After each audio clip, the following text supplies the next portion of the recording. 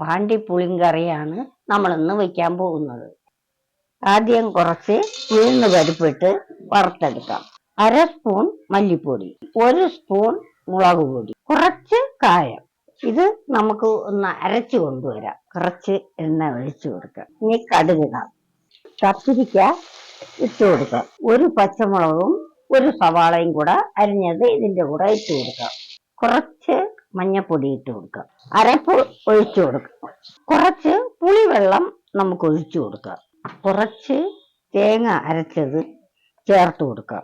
പാകത്തിന് നമുക്ക് ഉപ്പിട്ട് കൊടുക്കാം.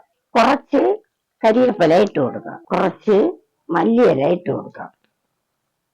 നമ്മളെ കറി റെഡി ആയിട്ടുണ്ട്.